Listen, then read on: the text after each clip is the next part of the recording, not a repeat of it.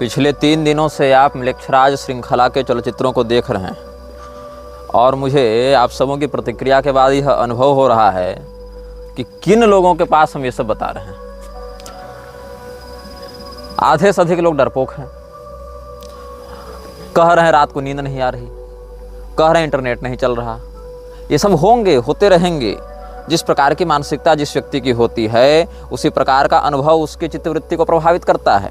जिस प्रकार की भावना, जिस प्रकार की तपश्चर्या, जिस प्रकार का सदाचरण आपके जीवन में होगा उसी प्रकार के अनुभव भी आपको प्राप्त होंगे।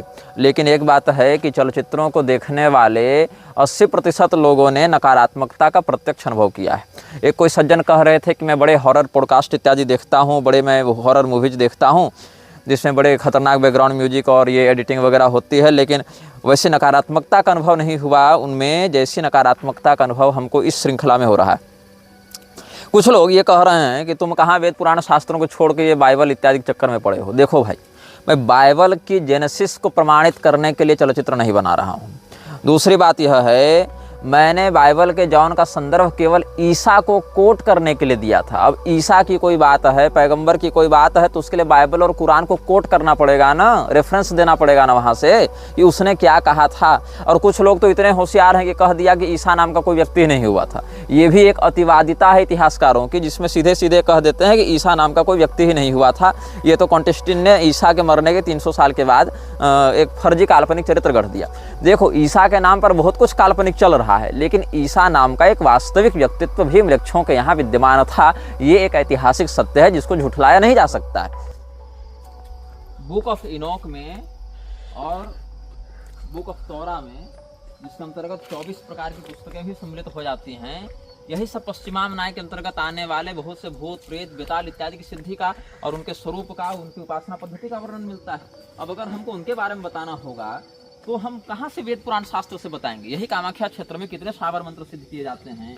लोना चमारिन इत्यादि के विषय में आप जानते ही होंगे, नाम सुने ही होंगे कभी इन शक्तियों का। तो हम कहाँ से, अब किस पुराण किस स्मृति में इनका नाम दिखाएं आपको। तो इसीलिए ये समझना चाहिए कि जिस प्रकार के शब्द का हम प्रयोग कर रहे हैं, जिस प्रकार के तत्व का हम वर्णन कर रहे हैं, उस प्रकार के तत्वों का जिस सभ्यता में, जिस भाषा में, जिस प्रकार के लोगों के बीच में व्यवहार होता आया है, वहीं से उसका संदर्भ और वहीं से उसका प्रमाण दिया जाता है।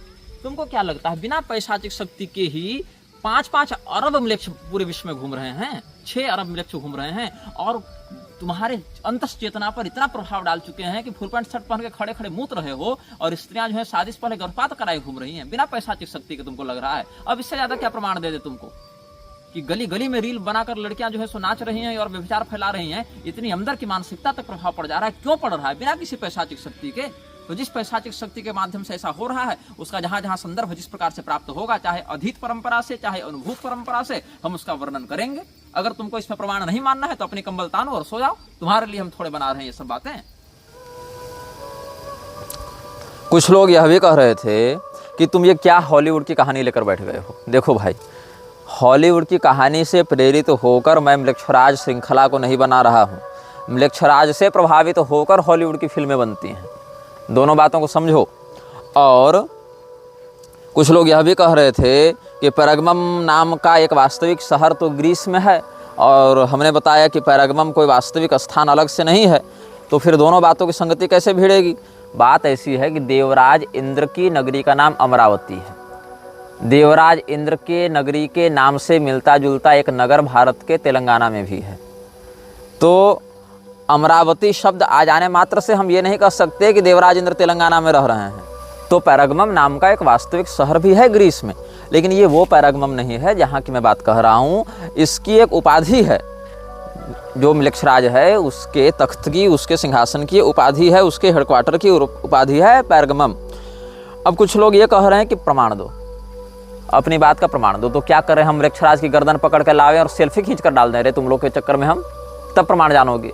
यहाँ जो रिपोर्टर अभी एनडीटीवी का मरा, कोई चंद्राकर करके था जिसको मार दिया गया, एक पंचायत स्तर के घोटाले को उजागर करने के कारण उसको मृत्यु का सामना करना पड़ा। वहाँ तो सबूत मिटाए और छिपाए जा रहे हैं। तुमको चाहिए कि नहीं, निग्रहाचार्य जब यूट्यूब पर वीडियो डालें तो म्लेच्छराज का फोटो और उसके साथ सेल्फी खींच कर डाल दें, तब लोगों को पता चलेगा कि हाँ सही बात है। क्या ऐसी नालायक की बुद्धि है। और सुनो, ये कोई हम पैसा कमाने के लिए और सेंसेशन क्रिएट करने के लिए नहीं बना रहे हैं। कोई भी अगर तुम मुझे कंटेंट क्रिएटर ही मानकर चलते हो, उसी रूप में देखना चाहते हो, तो कोई भी कंटेंट क्रिएटर अपने वीडियो को डालने के बाद तुरंत यह नहीं कहता है कि इसको पहले डाउनलोड करके रीअपलोड करो, कोई नहीं कहता है। जबकि आप दूसरे के कंटेंट को अगर रीअपलोड करेंगे तो कॉपीराइट भी लगाते हैं लोग, चैनल उड़ाते हैं। तो तुमको अभी समझ में नहीं आ रहा है कि मैं ये काम क्यों कर रहा हूँ। मैंने जितने संदर्भ दिए, लोग कह रहे हैं कि बाइबल से क्यों बता रहे हो, कुरान से क्यों बता रहे हो, यहूदियों से क्यों बता रहे हो, तो पारसियों से क्यों बता रहे हो। देखो, ये एक बहुत ही कटु सत्य है कि भारत में पिछले 1000 वर्षों से इन्हीं पुस्तकों के अनुयायियों ने शासन बहुत प्रभावी रूप से किया है और हमारी संस्कृति को अपूरणीय क्षति पहुंचाई है। तुम उनकी सत्ता और उनकी शक्ति की अपेक्षा आंख मूंद कर नहीं रख सकते हो कि हम आंख बंद कर दिए तो ये सब समस्याएं टल जाएंगी। बिना किसी विशेष शक्ति के सहयोग के, बिना किसी बड़ी ताकत के सहयोग के, क्या लगता है तुमको कि 1000 साल ये लोग शासन कर जाएंगे? इतने गहराई से न्यायपालिका में, अर्थव्यवस्था में, व्यापार में, संस्कृति में, शिक्षा में घुसपैठ कर लेंगे। वो शक्ति जो इन सबको नियंत्रित कर रही है, वो मृक्षों की शक्ति जहाँ जहाँ वर्णित होगी, जिस रूप में वर्णित होगी, वहाँ वहाँ से ही उसका संदर्भ दिया जाएगा ना भाई। अब रही बात की, बहुत से सभ्यताओं ने इसको बहुत से नामों से पुकारा, ये बात सत्य है। मैंने इसके कई नाम बताए। कुछ लोग कहते हैं कि शैतान शब्द का तुम प्रयोग करते हो, ये तो इस्लामी शब्द है और तुम सनातन धर्म के ग्रंथों में शैतान शब्द जब नहीं मिलता तो कैसे शैतान शब्द का प्रयोग कर रहे हो। अरे बहरों, शैतान शब्द का प्रयोग हमने प्रचलित भाषा में किया है, लेकिन उसी वक्तव्य में हमने कई बार तो आसुरी संपदा शब्द का भी प्रयोग किया है। वो क्यों नहीं देखते हो? लोग समझ जाएं। अब फिर लोग पूछेंगे महाराज जी आसुरी संपदा क्या होती है? तो अलग अलग स्तर के व्यक्ति अलग अलग प्रश्न करेंगे। अगर हम कह दें शैतान तो 2 प्रकार की प्रतिक्रिया आएंगी। एक व्यक्ति समझ जाएगा मैं क्या कहना चाह रहा हूँ, दूसरा व्यक्ति कहेगा कि शैतान शब्द तो संस्कृत का नहीं है, तुम कैसे बोल रहे हो। अब अगर मैं कह दूँ आसुरी संपदा तो भी 2 प्रकार के लोग आ जाएंगे। एक जो इसका अर्थ समझ लेंगे वो, और दूसरे वो व्यक्ति जो कहेंगे महाराज जी आसुरी संपदा का क्या अर्थ होता है। तो इसीलिए एक एक व्यक्ति की निजी मानसिक स्थिति और स्तर के आधार पर हम वक्तव्य नहीं दे रहे हैं। हमको जो कहना है वो हम कहेंगे, और जो कह रहे हैं बिल्कुल अनुभव अध्ययन के साथ कह रहे हैं। ये नहीं कि कोई काल्पनिक फैंटेसी और कोई ये पॉडकास्ट देखकर और किसी वेब सीरीज की नकल करके कह रहे हैं, ऐसा नहीं है। अभी हमारे कक्ष में अगर हम वीडियो दिखा दें तो सैकड़ों ग्रंथ पढ़े हुए हैं, सैकड़ों पुस्तकें, सैकड़ों देशी विदेशी लेखकों की सारी बातें पढ़ी हुई हैं, कहाँ पर क्या है। और उनमें से बहुत कुछ बातें तो काल्पनिक हैं, बिल्कुल हैं, लेकिन बहुत कुछ बातें सत्य भी हैं। जैसे कि बहुत से लोग कड़ी स्वयं जोड़ रहे हैं। एक मैं उदाहरण दूं, कुछ लोग हस्तर का नाम सुनकर कह रहे थे, एक व्यक्ति ने कमेंट किया था कि हस्तर की जो कहानी है वो किसी मराठी लेखक, नारायण नाम के मराठी लेखक से ली गई है, और उस मराठी लेखक ने भी किसी अंग्रेजी लेखक के उपन्यास से उसको ग्रहण किया था, उस भावना को। तो कुल मिला के ये कड़ियाँ वापस म्लेच्छराज तक ही जाकर जुटती हैं। अब कुछ लोग बता रहे थे कि मैंने जो कहा था जॉन का रेफरेंस देते हुए कि जीसस पर म्लेच्छराज प्रभाव डालने आया था, उस समय तत्कालिक रूप से नहीं डाल पाया था उतना प्रभावी रूप से।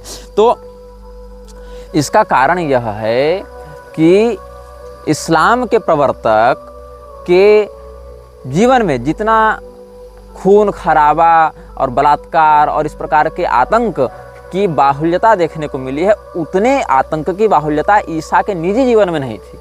इसीलिए ईसा जो है वह म्लेच्छ होने के बाद भी पैगंबर की तुलना में सौम्यतर म्लेच्छ था। इसीलिए उसकी मानसिकता का भेदन करने में म्लेच्छराज उतने प्रभावी रूप से तात्कालिक दृष्टि से सफल नहीं हुआ जितने की उससे अपेक्षा थी। इसीलिए तो 300 साल अपनी शक्ति को जगाता रहा।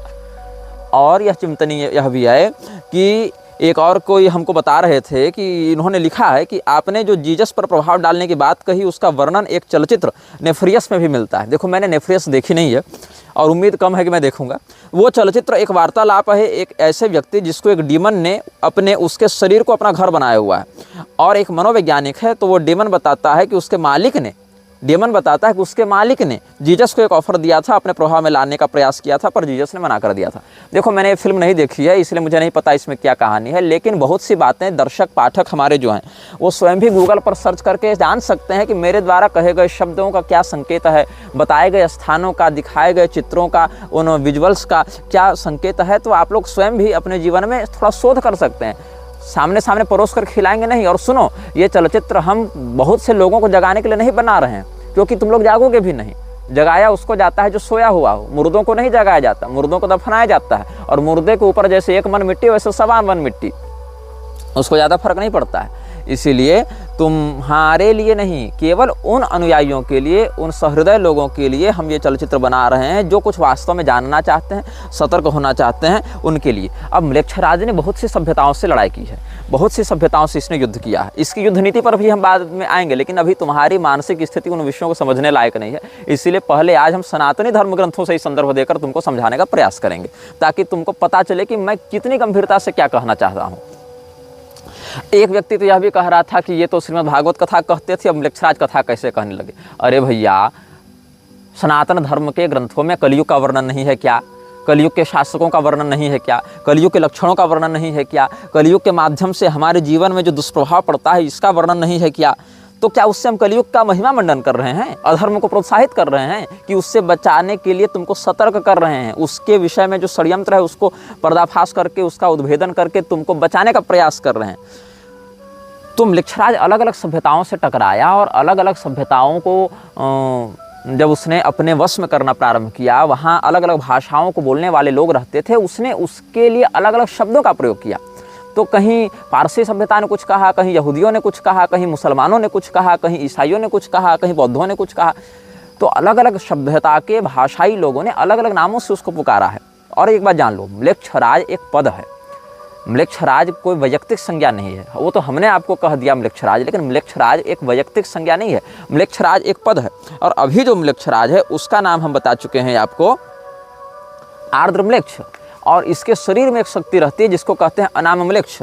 अब अनाम म्लेच्छ और आर्द्र म्लेच्छ के विषय में यदि आपको थोड़ा सा भी संज्ञान हो तो एक बार गूगल भी सर्च कर सकते हैं, क्योंकि मुझे इसका बोध नहीं था पहले, लेकिन बहुत से हमारे दर्शकों पाठकों ने भी यह बताया तो कि इसके विषय में और भी कुछ संदर्भ मिलते हैं। मैंने तो जो बताया वो अपने अध्ययन और साधना से बताया, लेकिन बहुत से लोगों ने इसके विषय में कुछ बातें और भी अनुभव की हैं। ANAMMLECH या इसी प्रकार की कोई स्पेलिंग आप टाइप करेंगे, अनाम ANAM और म्लेच्छ। इसमें म्लेच्छ जो है वो हमारा वाला म्लेच्छ नहीं है, मेलेच्छ, मेलेच्छ शब्द जैसा है, MELECH इस प्रकार से। तो ANAMMELECH इस प्रकार से अनाम म्लेच्छ का आजकल लोग कुछ संकेतात्मक वर्णन कर रहे हैं। तो आर्द्र म्लेच्छ और अनाम म्लेच्छ जो हैं वो एक ही शरीर में रहने वाली दो एंटिटीज हैं, इनमें अन्योन्याश्रय संबंध है। जैसे आज व्याकरण पर कुछ चिंतन बन रहा था हम लोगों का, तो आदिरंत्येन सहेता और हरंत्यम पर कुछ चिंतन हुआ। तो आदिरंत्येन सहेता को में इत सिद्ध करने के लिए हलंत्यम चाहिए, और हलंत्यम को सिद्ध करने हेतु हल प्रत्याहार की सिद्धि आदिरंत्येन सहेता से करनी पड़ेगी। तो वैसे ही अन्योन्याश्रय संबंध है आर्द्र म्लेच्छ और अनाम म्लेच्छ के मध्य। अनाम म्लेच्छ को आर्द्र म्लेच्छ का शरीर चाहिए अपने क्रियाकलापों को प्रभावी करने के लिए, और आर्द्र म्लेच्छ को अनाम म्लेच्छ की शक्तियाँ चाहिए संसार में अपने प्रभुत्व को स्थापित बनाए रखने के लिए। इसीलिए इन दोनों के मध्य जो है अन्योन्याश्रय संबंध है, एक शरीर है, एक हार्डवेयर है, एक सॉफ्टवेयर है, ऐसे तुम लोग इसको समझ सकते हो। तो जो पिशाच हैं वो मरुस्थल निवासी होते हैं। यहाँ पर कहते हैं मनुस्मृति की टीका में, पिशाचास्तेभ्योपकृष्टा असुचि मरुदेश निवासिनः। आज हमने पूरा अध्ययन करके बहुत से प्रमाणों को यहाँ पर एकत्र करके रखा है, जिसको हम आप सबों के समक्ष व्यक्त करेंगे। तो यहाँ पर कहते हैं कि पिशाचास्तेभ्योपकृष्टा असुचि मरुदेश निवासिनः। पिशाच कौन है? देवताओं से, राक्षसों से, गुह्यकों से कुछ नीचे श्रेणी के हैं और मरु देश में निवास करते हैं। ऐसे प्रजाति विशेष पिशाच कहलाते हैं। और ये सब जो अब्राह्मिक मत हैं वो भी पैशाच धर्म के ही अंतर्गत आते हैं, पैशाच मत के ही अंतर्गत आते हैं। यहाँ धर्म का अर्थ सदाचरण नहीं है, धर्म का अर्थ है धारणीय लक्षण। उनको हमने यहाँ पर धर्म शब्द से कहा है, क्योंकि धर्म एक व्यापक शब्द है। अब कुछ लोग यहाँ पर अलग अलग बातें कहने लगे हैं, ज्ञान देने आ जाते हैं। देखो, ज्ञान देने मत आओ हमारे वीडियो में, ज्ञान लेना है तो आओ, नहीं तो निकलते बनो। क्योंकि जिस विषय पर तुम हमको सलाह और उपदेश देने आए हो ना, तुम्हारी अपेक्षा अधिक गंभीर चिंतन हम कर चुके हैं और अधिक निकटता से उस तत्व को जान चुके हैं। शुक्राचार्य के विषय में लोग कहते हैं कि ये तो शुक्राचार्य के चेले हैं, शुक्राचार्य ही म्लेच्छराज है। आता जाता तुमको कुछ नहीं है, आरोप पहले अपने ही देवताओं पर लगा दो कि शुक्राचार्य म्लेच्छराज है। देखो, भगवान शुक्राचार्य भृगुवंशी महर्षि हैं, बहुत श्रेष्ठ आचरणवान हैं, नीतिज्ञ हैं, मंत्र विशारद हैं और राक्षसों के गुरु भले हैं। लेकिन शुक्राचार्य जी ने कभी भी राक्षसों को ये नहीं कहा कि तुम यज्ञ का विध्वंस करो, तुम गौओं को जाके मारो, तुम वर्णाश्रम का विरोध कर दो, ये नहीं कहा। शुक्राचार्य जी का काम बस इतना है कि जब देवता राक्षसों पर आक्रमण करें तो मंत्र शक्ति से राक्षसों की रक्षा करें, जब देवताओं का पक्ष कमजोर पड़े तो राक्षसों को नीति सिखाकर, योजना बताकर देवताओं पर विजय प्राप्त करने के लिए प्रेरित करें, अथवा किसी मंत्र की दीक्षा इत्यादि देकर विशेष शक्ति साधना यज्ञ इत्यादि के माध्यम से उनको उत्कृष्ट बना दे। इतना ही उनका काम है। लेकिन शुक्राचार्य जी ने कभी भी राक्षसों की उन्नति के लिए उनको ये नहीं कहा कि तुम वर्णाश्रम का विरोध करो, तुम गौवों को मारो, तुम स्त्रियों से बलात्कार करो, ये ऐसा शुक्राचार्य जी ने नहीं कहा।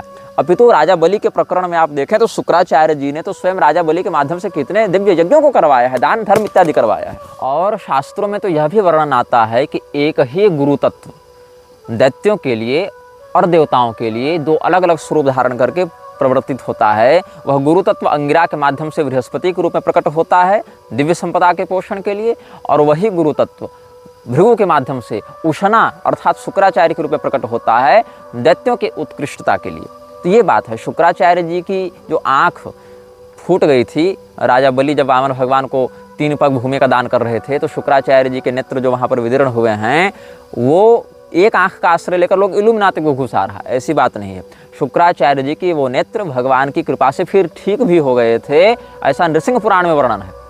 तो शुक्राचार्य जी को म्लेच्छराज मत बताओ, तुम कुछ जानते नहीं हो इस विषय में। अब कि आप शुक्र नीति पढ़ेंगे, शुक्र नीति सार पढ़ेंगे, तो वहीं से आपको हम बता देते हैं शुक्राचार्य जी का क्या मत है म्लेच्छों के विषय में।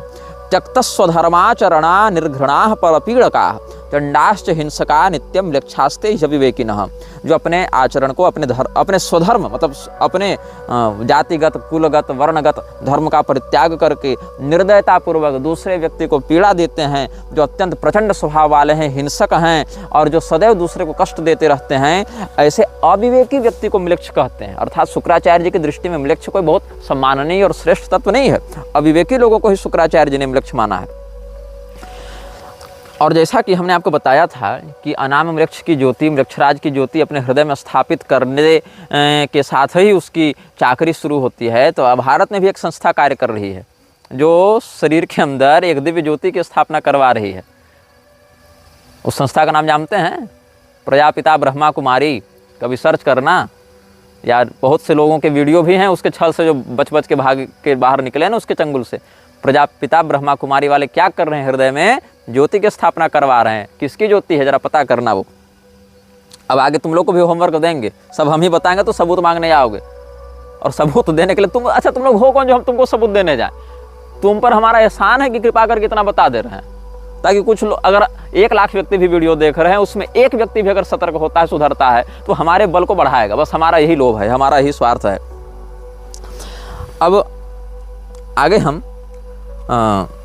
दक्ष प्रजापति के विषय पर भी चिंतन कर देते हैं कि बकरे का माथा देखकर लोग दक्ष प्रजापति ही लूसीफर है, दक्ष प्रजापति ही बेफोमेट है, ये सब कहने लग जाते हैं। ऐसी बात नहीं है। दक्ष प्रजापति देवराज इंद्र, अग्निदेव इत्यादि से भी श्रेष्ठ स्तर के प्रजापति हैं, वो देवता हैं। जहाँ अग्नि का ब्रह्म रूप में वर्णन है, वहाँ के अतिरिक्त हम कह रहे हैं जो वसुमंडल में अग्नि हैं, आदित्य मंडल में इंद्र हैं, वहाँ से आदित्य मंडल वसुमंडल के देवताओं से उत्कृष्ट स्थान दक्ष प्रजापति का है। और दक्ष प्रजापति भगवान महादेव के बड़े सुंदर भक्त रहे हैं एक समय में।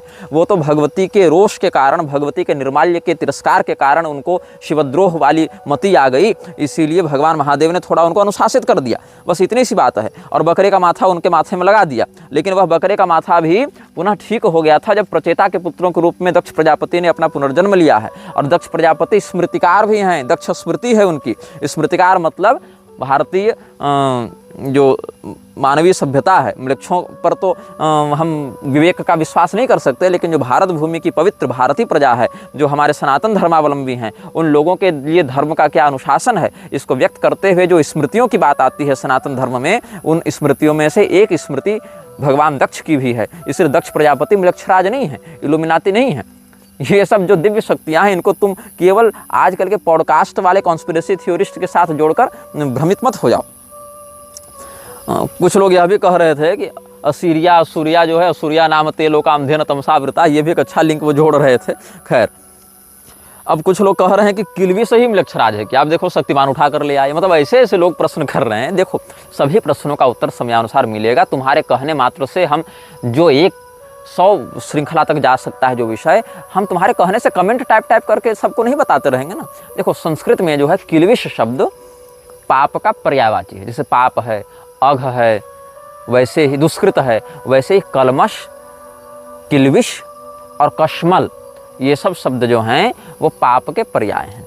तो पाप के बाहुल्यता से कलयुग बढ़ता है, पाप ही कलयुग का स्वभाव है, और पाप का पर्याय है किल्विश। तो इस प्रकार से कह दिया गया कि तमराज किल्विश। ऐसे तमराज किल्विश तो काल्पनिक चरित्र हो गया, लेकिन ठीक है, अगर म्लेच्छराज को समझना चाहते हो तो प्रारंभिक बालकों के लिए वो भी सही है। लेकिन किल्विश शब्द संस्कृत में पाप का पर्याय है। किल्विश, कलमश और कश्मल, ये सब शब्द पाप के पर्याय हैं।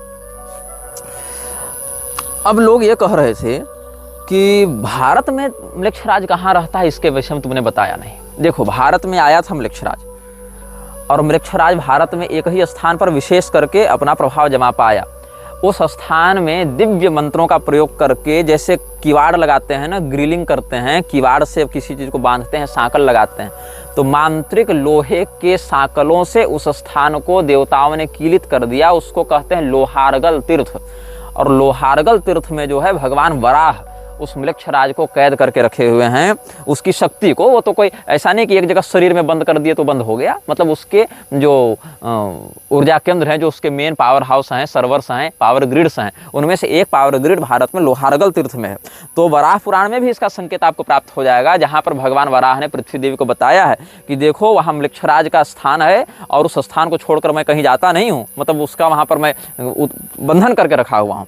स्थानम लोहारगलम नाम म्लेच्छराज समाश्रितम क्षणम चापि न मुंचामि एवमेतन न संशय। ये वराह पुराण में बताया जा रहा है। तुमको लग रहा था कि हम केवल फैंटेसी स्टोरीज बता रहे हैं, अभी तुमको अंदाजा नहीं कि हम क्या बता रहे हैं और उसका आगे क्या विषय कहाँ जुड़ने वाला है।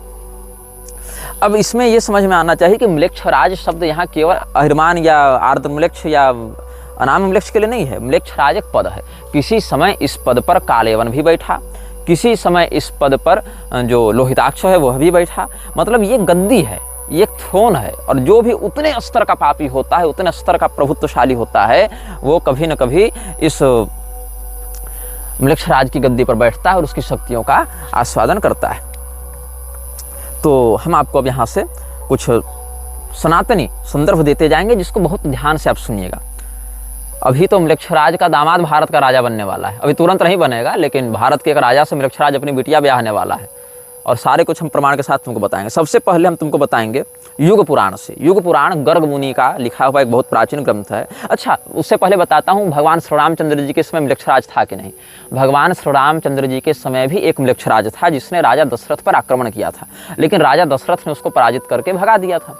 बाद में म्लेच्छराज वापस आया नहीं, और म्लेच्छराज जब वापस आया तब कौन सा समय चल रहा था? भगवान श्री रामचंद्र जी वनवास में थे, और उन्हीं के भाई भरतलाल जो हैं वो भगवान के आगमन की प्रतीक्षा में थे। भगवान की चरण पादुकाएं अयोध्या जी की गद्दी पर प्रतिष्ठित थीं।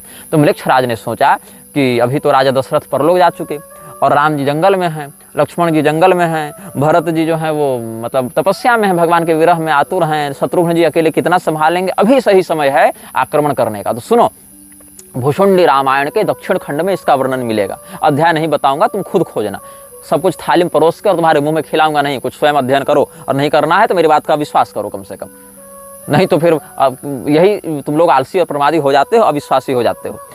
तो वहाँ पर क्या हुआ कि जब म्लेच्छराज ने आक्रमण किया तो नेपाल की ओर से अयोध्या घुसा, नज़दीक पड़ गया उसको, तो नेपाल की ओर से अयोध्या घुसा और आक्रमण किया और भयंकर आतंक मचाया। तो सब लोग जाकर भरतलाल जी से प्रार्थना किए कि देखिए आप बचाइए। बोले देखो हम राजा हैं नहीं, राजा राम जी हैं, राजा रामचंद्र जी जंगल में हैं, तो उनके प्रतिनिधि के रूप में उनकी चरण पादुकाएं ही अयोध्या का शासन कर रही हैं, तो भगवान ही सबको देख रहे हैं, सब कुछ देख रहे हैं, वही बचाएंगे। तो सभी लोगों ने मिलकर 5-7 श्लोकों में भगवान की चरण पादुका से निवेदन किया है। वो सारे श्लोक भी मैं जानता हूँ, लेकिन अभी बताऊंगा नहीं, विषय लंबा हो जाएगा। और भगवान की चरण पादुकाओं से जब स्तुति की है तो आकाश में बहुत जोर से गर्जना हुई, और बहुत मतलब दिव्य दिव्य और प्रकाशित अस्त्र शस्त्र ऊपर से गिरने लगे, और म्लेच्छराज की सेना पर गिरने लगे, और वहाँ राम नामांकित बाण गिरने लगे, और पूरे म्लेच्छों की सेना तबाह हो गई। थोड़े बहुत श्लोक बता देता हूँ, नहीं तो लोग कहेंगे कि बिल्कुल ही सीधा सीधा पार कर गए। थोड़े बहुत श्लोक बता देता हूँ। तो वो सब जब रोने लगे कि कहाँ से ये आकाश में बारिश हो रही है, तो महोल्कानां ज्वलन्तीनां विनिपातात् समं ततः ज्वलन्ति ध्वजवस्त्राणि दृश्यन्ते रथमूर्धसु धावतां गर्जमानानां गजानां सर्ववृष्टिषु हयानां हरेशमाणानां शरणं नाशकंचन। वृक्षों के हाथी घोड़े सब के ऊपर जब बारिश होने लगी बाणों की, तो ये कहाँ से आ गया, जैसे आग की बारिश हो रही हो। तो ये सब वृक्ष आतंकित हो गए, हाहाकार करके भागने लगे।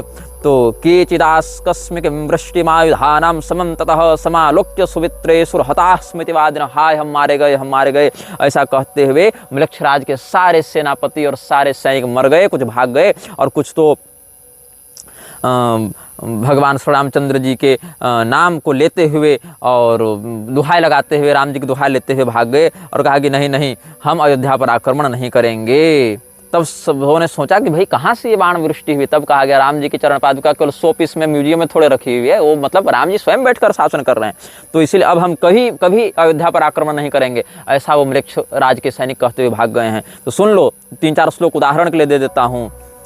केचित् दैव कृतं मत्वा कदनं घोरमात्मनः इतो नैवं करिष्याम इत्याभाष्य विनयश्री नष्टेषु म्लेच्छराजस्य सैन्येषु सह नायकैः मृते च राक्षसानीके शेषाः केचिद् विदुद्रुवुः गृहीतवैशसाः केचिद् राजानः परपक्षकाः भग्न संकल्प संयोगा दुद्रुवः समराजिरात्। और भी बहुत से राजा लोग आए थे ना अयोध्या पर आक्रमण करने के लिए, तो वहाँ पर सब लोग मतलब भग्न संकल्प हो गए। मृक्षराज के अधीन होकर जितने राजा लड़ने आए थे कि हम भी अयोध्या वालों से लड़ेंगे, हम भी लड़ेंगे, वो सब भाग गए। अब सुनो, धर्मशास्त्र का इतिहास जो है, जो वीपी काणे जी ने लिखी थी, हालांकि उनके एक लिखन में बहुत कुछ हमने त्रुटियां पाई हैं, लेकिन इस विषय में उन्होंने अच्छा लेखन किया युग पुराण के विषय में, जहाँ पर वो कहते हैं कि शूद्र लोग प्रणव के साथ आहुति डालेंगे और उस समय अमलात नाम का या आम्राट नाम का एक मृक्षराज होगा, उसकी लाल लाल आंखें होंगी। हमने जो अनाम वृक्ष का चित्र डाला था उसके भी लाल लाल आंखें थीं बहुत ज़्यादा, वो उसका वैसा ही वर्णन प्राप्त भी होता है और अनुभव में भी देखा जाता है। तो ये इन्होंने युग पुराण के विषय में भी लिखा है, वहाँ से भी हम आपको संदर्भ देंगे। और एक संदर्भ हम आपको देंगे, यदि आपको पता होगा, पंडित गोपीनाथ कविराज के विषय में, बहुत अच्छे साधक, बहुत अच्छे विद्वान, बहुत परंपरागत सम्मानित अध्येता रहे हैं सनातन धर्म में, और बहुत पुराने भी नहीं हैं, 2 पीढ़ी पहले के हुए हैं हमारी पीढ़ी से देखें तो पंडित गोपीनाथ कविराज जी जो हैं, महामहोपाध्याय भी उनके नाम के आगे लगता था, बड़े प्रसिद्ध विद्वान रहे। उन्होंने तांत्रिक साहित्य नाम का एक संकलन ग्रंथ लिखा था, जिसमें तंत्र ग्रंथों का परिचय लिखा था। उसमें उत्पत्ति तंत्र के अंतर्गत उन्होंने मृक्षराज का वर्णन किया है, संकेतात्मक किया है कि मृक्षराज का काल कैसा है, क्या है, इस प्रकार से उन्होंने वर्णन किया है। तो उत्पत्ति तंत्र का जहाँ पर वर्णन कर रहे हैं तांत्रिक साहित्य के पृष्ठ 77 में, वहाँ कह रहे हैं मृक्षराज का काल कथन, इस प्रकार से उन्होंने उसमें अनुभाग दिया है। अब हम आपको बता रहे हैं, अच्छा, बृहत पाराशर होरा शास्त्र में भी एक योग बनता है। उस योग में जिस व्यक्ति का जीवन फंसता है, विशेष करके मृक्षराज केतु की जिसकी उत्कृष्ट दशा होती है, उसको अपने वश में करने का प्रयास करता है और उसको बहुत पुरस्कृत करता है। इसका भी एक आपको हम प्रमाण दे ही देते हैं बृहत पाराशर होरा शास्त्र से भी। थोड़ा आपको मैं श्लोक बता देता हूँ। क्षमा कहते हैं पृथ्वी को, क्षमापति कहते हैं राजा को, भूपति, क्षमापति, क्षमा और क्षमा दोनों शब्द हैं। तो क्षमापति मतलब राजा, भूपति, तो म्लेच्छ क्षमापति, म्लेच्छ क्षमापति मतलब मृक्षराज। तो संस्कृत का जो अध्ययन करते हैं, पर्यायों को समझते हैं, वो समझ जाएंगे मैं क्या कह रहा हूँ। तो श्लोक देखिएगा, केतु भुक्ति महादशा वर्षाणी, वहाँ फल देखिएगा, केतुत्कृष्ट दशा करोति विजय क्रूर क्रियार्थागमम म्लेच्छ क्षमापति लब्ध भाग्य कवन प्रारंभ शत्रुच्छयान केतु पाप दशाति कष्ट विफलानर्थ क्रिया योग हृच्छूला स्थित ज्वर कंपन द्विजन द्वेषाति मूर्ख क्रियान। केतु की उत्कृष्ट दशा में विजय, क्रूर कर्म से धन प्राप्ति और मृक्षराज से भाग्य वृद्धि और शत्रुनाश होता है। ऐसा पूर्व खंड के 32वें अध्याय में, मतलब 32वें अध्याय में केतु भुक्ति महादशा वर्ष का जहाँ फल बता रहे हैं पराशर मुनि, वहाँ कहते हैं कि जिसकी ऐसी दशा होती है, क्रूर कर्म से धन प्राप्त करता है और मृक्षराज की कृपा से उसके भाग्य में बड़ी सुंदर वृद्धि होती है, बड़ा भाग्य उसका चमक जाता है। तो सोच लो कि केवल तुम जो कहते हो ना कि फैंटेसी सुना रहे हैं, अरे मूर्खों, फैंटेसी सुनाने के लिए हम यहाँ नहीं बैठे हैं।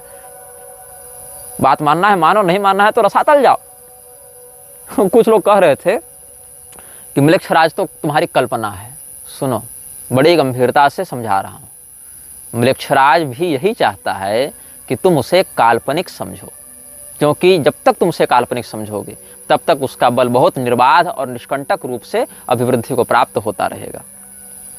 अब हम युग पुराण की चर्चा कर रहे थे। युग पुराण पर हम बात आते हैं। उस समय एक म्लेच्छराज का यहाँ पर वर्णन मिलता है जिसका नाम था आम्राट, और उसकी आंखें बड़ी लाल थी, इसलिए उसको लोहिताक्ष भी कहते थे।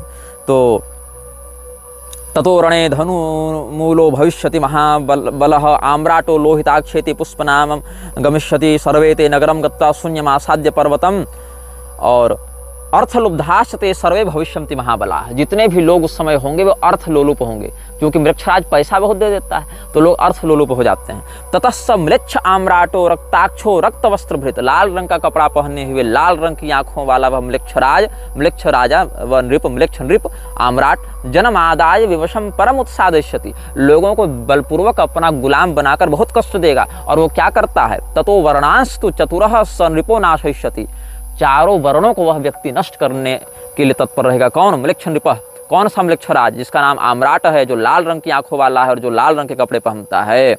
वर्णान व्यवस्थितान सर्वान कृत्वा पूर्वा व्यवस्थितान आम्राटो लोहिताक्षश्च विपत्स्यति स बांधवः, लेकिन वो आम्राट भी अपने पूरे कुल खानदान के साथ मरेगा, और उस समय उसको मारने वाले राजा का नाम होगा गोपाल वर्मा। ततो भविष्यति राजा गोपालो नाम नामतः। लेकिन समस्या क्या होगी कि गोपाल वर्मा जब टकराएगा म्लेच्छराज से, तो उस समय का जो आम्राट म्लेच्छराज होगा वो तो मर जाएगा। ये गर्ग मुनि भविष्यवाणी कर रहे हैं। लेकिन राजा गोपाल भी उससे जो युद्ध होगा उसमें इतनी नकारात्मकता झेलेंगे कि वो भी बच नहीं पाएंगे, साल भर के अंदर वो भी मर जाएंगे। मतलब टकरा तो गए बहुत जोर से, मार भी दिया उसको, लेकिन उसके टकराने से जितनी शक्तियां इनके साथ अगर भिड़ी, वो जो नकारात्मकता इनके अंदर घुसी, उसने इनको भी मार दिया।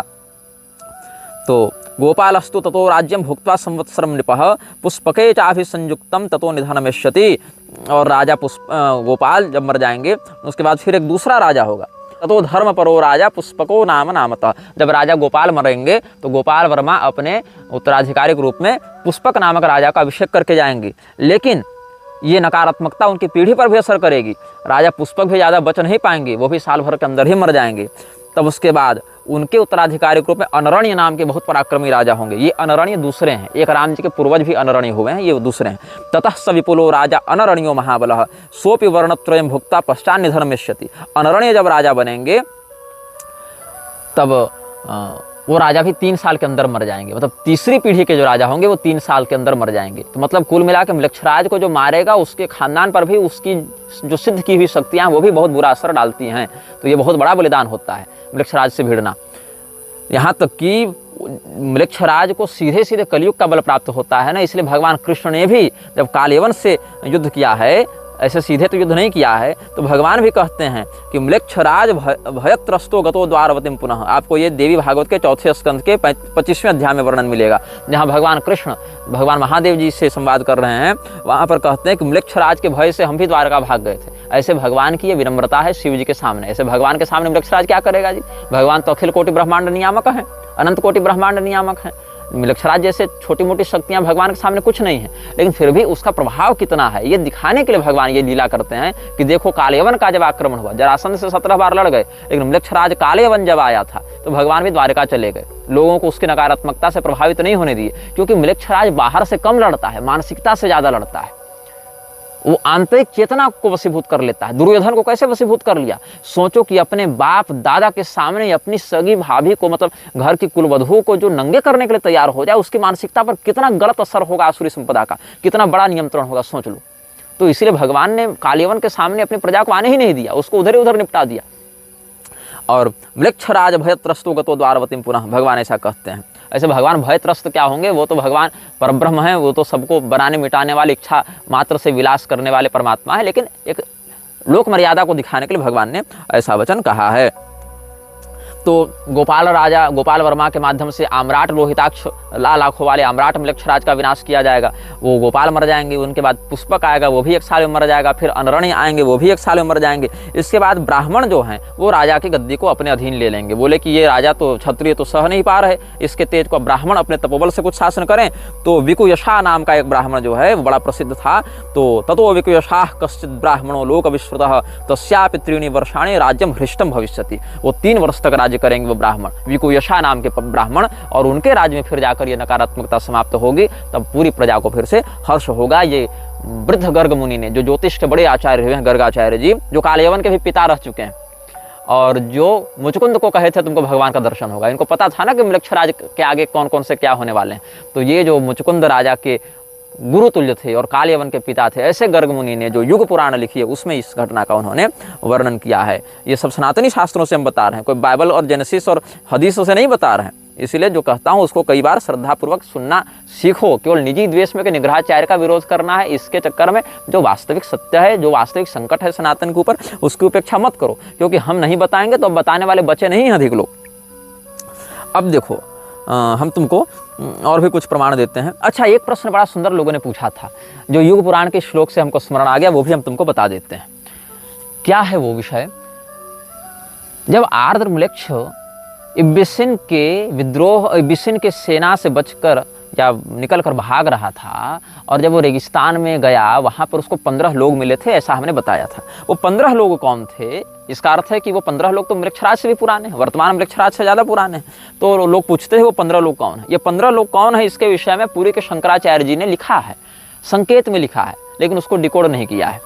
हो सकता है उस दृष्टिकोण से नहीं लिखा हो, लेकिन अर्थ उसका वही है। जब हम युग पुराण का प्रमाण आपको दे रहे थे, इसमें इस प्रसंग के प्रारंभ में एक वचन आया है, अर्थ लुब्धाश्चते सर्वे भविष्यन्ति महाबला, कि मृक्षराज का प्रभाव विशेष करके उन लोगों पर पड़ता है जो अर्थ के लोभी हैं, पैसे पर जिनकी नज़र रहती है। और दूसरी बात यह है कि जो हमने आपको बृहत पाराशर होरा शास्त्र वचन दिया, वहाँ भी वर्णन है, म्लेच्छमापति लब्ध भाग्य कवन प्रारंभ शत्रुक्षयान। मृक्षराज की कृपा से उस व्यक्ति को बहुत पैसा मिलता है और उसको क्रूर क्रियार्थागमम, क्रूर क्रिया से पैसा बहुत मिलता है। तो जो व्यक्ति अर्थ लोलुप है, पैसे के प्रति लोभी है, उसको मृक्षराज बहुत जल्दी अपना गुलाम बना लेता है, उसकी उस कमजोरी को पकड़ के। तो ये 15 जो लोग उसको मिले थे, वे कलयुग के अलग अलग सत्ताओं के 15 प्रतिनिधि हैं। ये 15 कौन हैं, ये भी अब मैं आपको बता देता हूँ। इसमें कहते हैं, पूरी शंकराचार्य जी ने एक ग्रंथ लिखा था, रथारूढ़ श्री जगन्नाथादि के दर्शन तथा स्पर्शादि की अधिकार मीमांसा। करपात्री स्वामी जी ने भी इस विषय में बहुत कुछ लिखा है। तो श्रीमद् भागवत महापुराण के 11वें स्कंध के 23वें अध्याय से बता रहे हैं भगवान श्री कृष्ण उद्धव जी को। वहीं से आप देखिए, स्तेयम हिंसा नृतम दंभः कामः क्रोधः स्मयो मदः भेदो वैरमविश्वासः संस्पर्धा व्यसनानि च एते पंचदशानर्था ह्यर्थमूला मता नृणाम तस्मादनर्थमर्थाख्यम श्रेयोर्थी दूरतस्तजेत। एक 15 में से एक क्या है? चोरी का अधिष्ठाता है, आपके मन में चोरी करने का भाव डालेगा। दूसरा वह शक्ति है, दूसरी शक्ति जो आपके मन में हिंसा करने की प्रेरणा देगी। तीसरी शक्ति आपके मन में झूठ बोलने की प्रेरणा देती है। चौथी शक्ति आपके मन में दंभ का विस्तार करती है। पांचवी शक्ति आपके मन में काम की वासना को बहुत बढ़ा देती है। छठी शक्ति आपके मन में क्रोध को बहुत बढ़ा देती है। सातवीं शक्ति आपके मन में गर्व को बहुत बढ़ा देती है। आठवीं शक्ति आपके मन में मद, एकदम मतलब क्या, मतवालापन, अपने आगे किसी को नहीं समझना, उसको बढ़ा देती है। उसके बाद भेद मतलब फूट डालने वाला एक तत्व है। उसके बाद वैर करवाने वाला एक तत्व है। दूसरे सहजन के प्रति, शास्त्रों के प्रति, देवताओं के प्रति, धर्म के प्रति अविश्वास बढ़ाने वाला एक तत्व है। दूसरे की उन्नति से संतुष्ट और प्रसन्न होने की अपेक्षा स्पर्धा रखने में जो दुर्भाव है, उसकी उत्प्रेरिका एक शक्ति है। स्त्रियों के प्रति अनावश्यक जो एडिक्शन होता है, स्त्रियों के प्रति जो आकर्षण हो जाता है, वो भी व्यभिचारगत दृष्टि से, वो लंपटता बढ़ाने वाली जो है वो 13वीं शक्ति है। जुआ, सट्टेबाजी, ये सब करवाने वाली 14वीं शक्ति है। और शराब, मदिरा, ड्रग इत्यादि की प्रति प्रेरित करने वाली 15वीं शक्ति है। ये भागवत महापुराण में 15 प्रकार के अनर्थ बताए गए हैं, जिनसे कलयुग बहुत अधिक बढ़ता है। और ये 15 अनर्थ रहते कहाँ हैं? तो एते पंचदशानर्था ह्यर्थ मूला मता नृणाम। ये 15 जो अनर्थ हैं वो अर्थ में वास करते हैं, इसलिए अर्थ में 15 प्रकार के अनर्थ बताए गए हैं। यही 15 प्रकार के अनर्थ की जो शक्तियाँ हैं, वही साकार विग्रह धारण करके आर्द्रम्लेच्छ को बचाती हैं और उसको अपना नायक बनाकर आगे अपने कार्य को बढ़ाती हैं। और इनसे होता क्या है, ये भी आगे के श्लोकों में देख लो। भिद्यम ते भ्रातरो दाराः पितरः सुहृदस्तथा एका स्निग्धाः काकिणिना सद्यः सर्वैरयः कृताः अर्थे नाल्पीयसा ह्येते संरब्धा दीप्तमन्यवः तजन्त्यासु स्पृधो घ्नन्ति सहसोत्सृज्य सौहृदम्। इन 15 में से अगर कम मात्रा में भी ये सब प्राप्त हो जाएं आपको, तो आपके भाई से आपका झगड़ा करा देंगे, आपकी पत्नी, आपके माता पिता, आपके सुहृद, ये सब के साथ आपका वैर करवा देंगे। और आप तुरंत अपने समस्त सदाचार, भाईचारा और उदारता, सहनशीलता सबको छोड़कर एकदम पिशाच के समान क्रूर हो जाएंगे। क्रूर कर्म से आप धन प्राप्त करने के लिए, प्रतिष्ठा प्राप्त करने के लिए किसी भी नीचता तक चले जाएंगे। यही जो 15 अनर्थ शक्तियां हैं वही कली पुरुष की शक्तियां हैं, और कली पुरुष की ये 15 शक्तियां ही आर्द्रमलेक्ष को बचाती हैं और उसको इतना श्रेष्ठ मतलब पिशाचों की दृष्टि में श्रेष्ठ नायक के रूप में स्थापित करती हैं।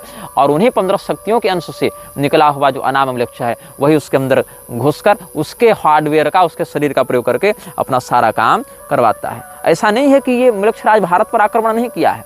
ये मलेक्षराज ने जिस समय चाणक्य ने महापद्मनंद का तख्ता पलट करवाया था उस समय भी इसने भारत पर आक्रमण किया था, और भारत पर आक्रमण करने के लिए इसने 5 राजाओं का आश्रय लिया था। अब ये जो महापद्मनंद है वो था कौन? उसने कलयुग को आगे बढ़ाने के लिए बहुत सहयोग दिया था। श्रीमद् भागवत में आप देखिए, जहाँ सुखदेव जी ने कलयुग के भविष्यगत राजाओं का वर्णन किया है। महापद्म पतिः कश्चिन नंदः क्षत्र विनाशकृत ततो नृपा भविष्यन्ति शूद्र प्रायस्तु धार्मिका स एक क्षत्रां पृथ्वी मनुलंघित शासनः शासिष्यति महापद्मो द्वितीय इव भार्गवः तस्य चाष्टो भविष्यन्ति सुमाल्य प्रमुखा सुताः य इमां भोक्ष्यन्ति महिं राजानश्च सप्तम समाः नव नंदान् द्विजः कश्चित् प्रपन्नानुद्धरिष्यति तेषां भावे जगति मौर्या भोक्ष्यन्ति वै कलौ स एव चंद्रगुप्तं वै द्विजो राज्येभिषिक्षति। जो धर्मनिष्ठ क्षत्रियों का शासन होगा, उन क्षत्रियों के शासन को नष्ट करते हुए शूद्रा के गर्भ से उत्पन्न अधार्मिक चित्तवृत्ति वाला एक राजा होगा जिसको महापद्मनंद कहेंगे। उसके 8 सुमाल्य इत्यादि 8 पुत्र होंगे। 100 वर्षों तक राज्य करेंगे उस समय, और फिर जब सभी लोग हाहाकार मचाने लगेंगे तब कोई ब्राह्मण होगा जो उस नंद के साम्राज्य को पलटकर चंद्रगुप्त को राजा बनाएगा। अब ये ब्राह्मण कौन है? इसके विषय में वायु पुराण में, ब्रह्मांड पुराण में वर्णन है कि इस ब्राह्मण का नाम होगा कौटिल्य। महानंदी सुतश्चापि शूद्रायां काल संवृतः उत्पत्स्यते महापद्मः सर्वक्षत्रान्तरे नृपः ततः प्रभृति राजानो भविष्याः शूद्रयोनयः एकराट् स महापद्म एकच्छत्रो भविष्यति 28 वर्षाणि पृथ्वीं पालयिष्यति सर्वक्षत्र हृदोद्धृत्य भावेनोऽर्थस्य वैबलात्। किसके बल से? अर्थस्य वैबलात्। आपको हमने युग पुराण से क्या कहा था? अर्थ लोलुप सब हो जाएंगे। आपको हमने क्या बताया? अर्थ में 15 अनर्थ रहते हैं जो कलयुग के सेवक हैं, जो आर्द्रमलेक्ष को गोद लेते हैं। और यहाँ पर महापद्मनंद को कौन बढ़ा रहा है? अर्थस्य वैबलात्, अर्थ के बल से उसने ऐसा किया। और सहस्रास्तुताह्यष्टौ समाद्वादशते नृपाः महापद्मस्य पर्याय भविष्यन्ति नृपाः क्रमात्। तो कौटिल्य फिर उनसे भिड़ेंगे और उद्धरिष्यति तान् सर्वान् कौटिल्यो वैद्यरष्टिभिः भुक्ता महिं वर्षशतं नवेन्दुः स भविष्यति चंद्रगुप्तं नृपं राज्ये कौटिल्य स्थापयिष्यति 24 समा राजा चंद्रगुप्त भविष्यति। फिर 24 साल तक चंद्रगुप्त का राज्य होगा। फिर बिंदुसार का राज्य, जिसको भद्रसार के रूप में भी यहाँ कहा गया है, उसका 25 वर्ष तक राज्य रहेगा और 26 वर्ष तक अशोक का राज्य रहेगा। 24 समा राजा चंद्रगुप्तं नृपं राज्ये कौटिल्य स्थापयिष्यति 24 समा राजा चंद्रगुप्तो भविष्यति भविता भद्रसारस्तु 25 समा नृपः 26 समा राजा अशोको भविता नृषु। ये सब बात है। तो भारत में मलेक्षराज को लेकर बहुत कुछ संकेत मिलता है। राज तरंगिणी देखो, वहाँ भी मिलेगा, बहुत कुछ स्थानों पर मिलेगा। तो ये जो मलेक्षराज है वो चंद्रगुप्त के समय आक्रमण करना चाहता था। क्यों करना चाहता था? क्योंकि चाणक्य ने अर्थ के बल से जो अनर्थ का विस्तार कर रहा था, मलेक्षराज का जो एजेंट था महापद्मनंद यहाँ पर, उस मलेक्षराज के अभियान को चंद्रगुप्त के माध्यम से चाणक्य ने रोक दिया। और चाणक्य ने जब तख्ता पलट कर दिया, सत्ता परिवर्तन कर दिया, तो मलेक्षराज का तो काम अटक गया। तो जो महापद्मनंद था उसके पुत्र ने मलेक्षराज से संपर्क किया और वहां से उसको कहा कि महाराज अब आप आके यहाँ पर हमारी रक्षा कीजिए। तो महाकवि विशाख दत्त ने मुद्रा राक्षस नाटकम में इसका संकेत किया है। यदि आपको थोड़ा सा साहित्य से रुचि होती तो आप इस विषय को जानते। उपलब्धवानस्मि प्रणिधिभ्यो यथा तस्य म्लेच्छराज बलस्य मध्यात् प्रधानतमाः पंचराजानः परया सुहृत्या राक्षस मनुवर्तन्ते। कि मैं यहाँ पर आकर बता रहा हूँ, हे आचार्य चाणक्य, क्या कि मलेक्षराज की सेना में 5 राजा प्रधानता से उसके काम को देख रहे हैं बड़े सुहृद बनकर। उसमें कौन कौन हैं? कौलूतश्चित्रवर्मा मलय नरपतिः सिंहनादो नृसिंहः काश्मीरः पुष्कराक्षः छतरिपु महिमा सैन्धवः सिन्धुशेणः मेघाक्षः पंचमोऽस्मिन् पृथुतुरगबलः पारसीकाधिराजो नामान्येषां लिखामि ध्रुवमहमधुना चित्रगुप्तः प्रमार्ष्टु। कौलूत देश के राजा चित्रवर्मा मलय के राजा जो सिंह के समान गर्जना करते हैं वह नृसिंह वर्मा, कश्मीर का राजा पुष्कराक्ष जिसने अपने पराक्रम से अपने शत्रुओं की महिमा को नष्ट कर दिया है, सिंधु का राजा सिंधुसेन, और पांचवा जिसके घोड़ों की सेना बड़ी तगड़ी ईरानी घोड़े जिसके पास हैं, ऐसा पारस देश का राजा, फारस का राजा मेघ नाम का, मेघाक्ष या मेघाक्ष कहते हैं उसको। इन पांचों का नाम हम अपनी सूची में लिखते हैं ताकि चित्रगुप्त इनके नाम को देखकर ये समझ जाए कि पहले यही पांचों को निपटाना है, इन्हीं का नाम मिटाना है इस इतिहास से। ये चाणक्य के समक्ष जाकर सूचना दी है, शिष्यवत जो गुप्तचर हैं उनके, उन्होंने। तो म्लेच्छराज उस समय आ रहा था, लेकिन भगवत कृपा से चाणक्य ने अपनी नीति कुशलता और तपोबल से म्लेच्छराज को भारत में आने नहीं दिया। तब पुनः म्लेच्छराज ने विक्रमादित्य के समय आक्रमण किया है, और विक्रमादित्य के जन्म से ठीक कुछ समय के पहले ही या उस समय जब वो बच्चे थे तो कालकाचार्य जो हैं वो म्लेच्छराज को लेकर आए थे, और फिर विक्रमादित्य ने वेताल सिद्धि इत्यादि के आश्रय से फिर बहुत दिव्य महाविद्या साधना इत्यादि भी करके, और शिवांश थे भी, शिवमुख गुह्यक के अवतार थे भी वो, तो इसीलिए अपने दिव्य पराक्रम से महाराज विक्रमादित्य ने म्लेच्छराज को पराजित किया, और वो एक प्रकार से उसका वध ही कर दिया था म्लेच्छराज का। लेकिन चूंकि हमने बताया वो कई बार अपने शरीर को बदलता है और पुनः जीवित होता है, वो असेंबलिंग फिर से करता है, तो वो बच गया।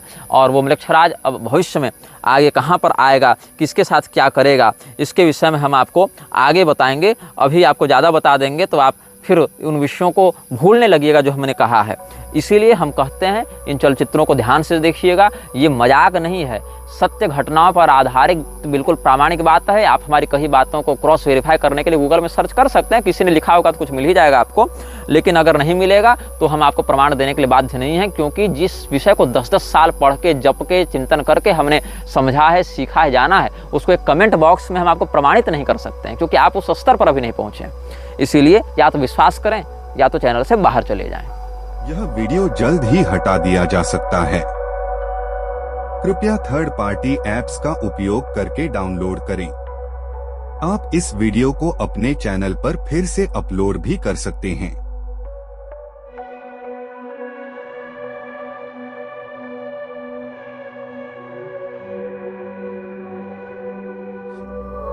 This video may get deleted soon. Please download using third-party apps.